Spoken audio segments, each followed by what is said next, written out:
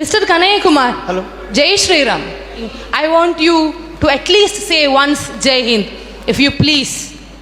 If you please can say Jai Hind once. देखिए, एक तो आपने जय श्री राम कहा है, लेकिन हमारे यहाँ लोग सीताराम बोलते हैं। हाँ.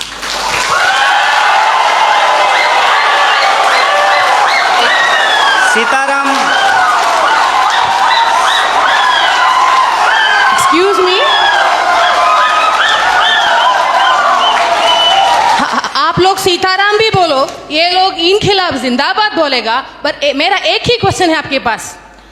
Dear sir, a few minutes before you have मैं आपके दूसरे सवाल का जवाब दे देता हूँ। नहीं, मुझे नहीं चाहिए आपका जवाब। ये सीताराम जय श्री राम का कोई फर्क कोई पड़ता है तो मेरा जवाब की जवाब नहीं। And one small question, sir. You were saying about emotional politics. Regarding people thinking emotionally you are strong, so emotionally masses control. Yes, sir, we are emotional people. Why don't you stand for one nation? Why don't you stand for one student power? Why don't you represent one? Why don't you represent one India? Why don't you represent one unity? आपका जो सवाल है कि आप एक का समर्थन क्यों नहीं करते हैं, देखिए बात यह है कि मेरी पैदाइश ही दो लोगों के मिलने से हुई है। मेरे माँ बाप की शादी नहीं होती तो हम पैदा नहीं होते। मेरे माँ और बाप दो लोगों की शादी हुई और ऑब्वियसली शादी होने के बाद जो वो किए होंगे उसके चलते हम पैदा हुए हैं, तो उसमें दो लोग मिले हैं। रही बात कि वन नेशन का क्यों नहीं सपोर्ट करते हैं, तो नेशन तो वन ही है, भारत एक है, इसमें कोई डाउट नहीं है। लेकिन इस एक भारत को रिप्रेजेंट करने वाला जो एक संविधान है उसमें 300 से ज़्यादा आर्टिकल हैं, मोर देन 300 आर्टिकल्स हैं उस एक कॉन्स्टिट्यूशन में। और जो आप कह रहे हैं कि वन नेशन, उस वन नेशन को रिप्रेजेंट करने के लिए जो एक पार्लियामेंट है उसमें भी दो सदन हैं, लोकसभा और राज्यसभा, और उसमें से जो चुन करके लोग जाते हैं उसमें भी कोई एक लोग नहीं जाते हैं, उसमें 545 मेंबर्स जाकर के पहुंचते हैं। तो हमारा जो वननेस है वो वननेस एक्चुअली डाइवर्सिटी को रिप्रेजेंट करता है, उसमें डाइवर्सिटी है। और आपने जो सवाल पूछा जय श्री राम, जय श्री राम आप बोलिए, ये आपकी आज़ादी है, आप जय श्री राम बोलिए, जय हनुमान बोलिए, आपको जो बोलना है बोलिए, क्योंकि इस बात को बोलने की इजाज़त हमको हमारा संविधान देता है। इसीलिए मैं आपसे ये आग्रह करूँगा कि आप कभी कभी उस संविधान की भी जय बोलिए जो आपको बोलने की आज़ादी देता है। और रही बात मेरी, तो मैं आपको बता दूं, मेरा तो जन्म ही मिथिला में हुआ है। मेरा जो घर है वो घर जिस डिस्ट्रिक्ट से मैं आता हूँ उसका नाम बेगूसराय है और वो मिथिला में होता है। अगर आप मेरे यहाँ आएंगे तो आपको बड़ी आश्चर्य लगेगी।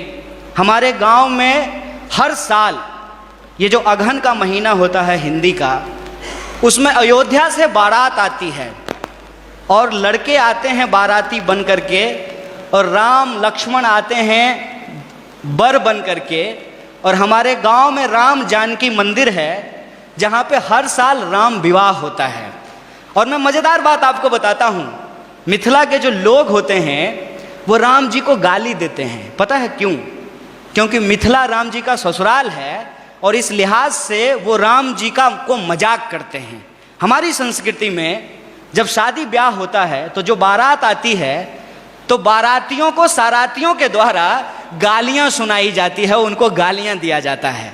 जब आप हमारे यहाँ आएंगे तो आपको बड़ा आश्चर्य लगेगा कि राम जो भगवान हैं उनको स्वागत में लोग गालियां दे रहे हैं। ये हमारा ट्रेडिशन है। और हम जिस संस्कृति जिस कल्चर में पले बढ़े हैं वहाँ कभी भी किसी भी भगवान को अकेले नहीं याद किया जाता है। आपने कहा ना वननेस, उनको अकेले नहीं याद किया जाता है। हमेशा राम को सीता के साथ और राधा को कृष्ण के साथ याद किया जाता है। ये हमारी परंपरा रही है। ये बड़ी आश्चर्य की बात है कि आप यूथ हैं और जो है मैं तो पीएचडी कर लिया और मैं उम्मीद करता हूँ कि आप भी पीएचडी कर पाएँ।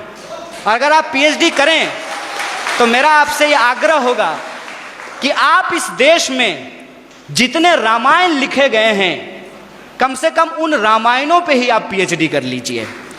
और मैं आपको बताता हूं कि हिंदुस्तान में कम से कम 300 से ज़्यादा रामायण लिखे गए हैं, मोर देन 300। और मैं एक बार हिमाचल गया था। हिमाचल में त्रिलोकनाथ की मंदिर है। मैं आपको कहता हूं इस देश को घूमिए, यह देश इतना शानदार है कि आप इसकी कल्पना नहीं कर सकते हैं। और आपको कई बार अपने आप को छोटा और तुच्छ महसूस होगा कि हम कितना तुच्छ हैं इस देश के सामने। जब आप त्रिलोकनाथ मंदिर जाएंगे तो त्रिलोकनाथ मंदिर में भगवान बुद्ध की मूर्ति है और भगवान बुद्ध की मूर्ति के ऊपर भगवान शिव का मूर्ति बनाया गया है, सर के ऊपर बनाया गया है। और उस मंदिर में पहले हिंदू साधु आते हैं जो प्रार्थना करते हैं, उसके बाद बुद्धिस्ट मोंक आते हैं जो वहाँ जाकर के परिक्रमा करते हैं। ये हिंदुस्तान की खासियत है। ये हिंदुस्तान की खासियत है कि वहाँ जो लाहौल, मैं उस जिले की बात कर रहा हूँ और मैं फैक्चुअली अगर गलत होऊंगा तो आप मुझे करेक्ट कीजिएगा। लाहौल जिले में जहाँ ये मंदिर है, वहाँ की जो भाषा है लाहौली, वहाँ का जो रामायण है जो लाहौली भाषा में लिखी गई है, उस रामायण में सीता का अपहरण रावण नहीं करते हैं, बल्कि रावण सीता के पिताजी हैं। उस रामायण के हिसाब से सीता एक्चुअली रावण की बेटी है लाहौली रामायण के हिसाब से, और राम ने प्रेम विवाह करके सीता से शादी कर ली, इसलिए रावण और राम का युद्ध होता है। ये हिंदुस्तान की खासियत है। देखिए, आई डोंट नो कि आपको किसने और क्यों दिमाग में इन चीज़ों को डाला है, लेकिन मैं आपको कहता हूँ कि इस देश में जो लोग पैदा हुए हैं उनके लिए इससे ज़्यादा गौरव की बात नहीं हो सकती है। अगर आप हिमाचल जाएंगे तो आपको महसूस होगा कि आप स्विट्ज़रलैंड में हैं, और अगर आप मैंगलोर और गोवा के बीच पे सोएंगे तो आपको लगेगा जैसे मियामी के बीच पे लेटे हुए हैं। अगर आप इस देश के मैदानों में घूमेंगे तो आपको लगेगा कि ये अमेरिका के उस ग्रीन मैदान से भी ज़्यादा बड़ा मैदान है। अगर आप दक्षिण के पठारों में घूमेंगे तो इसकी अपनी एक खास बात है। अगर आप छोटा नागपुर के पठारों में घूमेंगे तो वह खनिज संसाधनों से भरा हुआ है। मैं आपसे यही कहना चाहता हूँ, आपका देश आपका है, जैसे आपकी माँ आपकी है, और आप अपनी माँ से यदि प्यार करते हैं तो ये आपका निजी मामला है।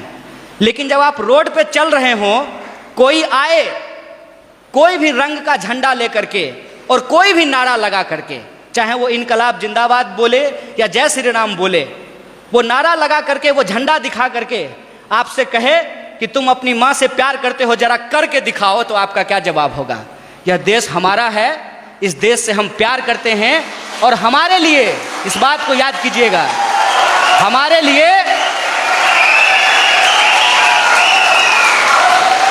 लिए प्यार नुमाइश की चीज नहीं है। हम प्रेम करते हैं और अपने दिलों में लेकर के घूमते हैं। बहुत बहुत शुक्रिया, बहुत बहुत धन्यवाद।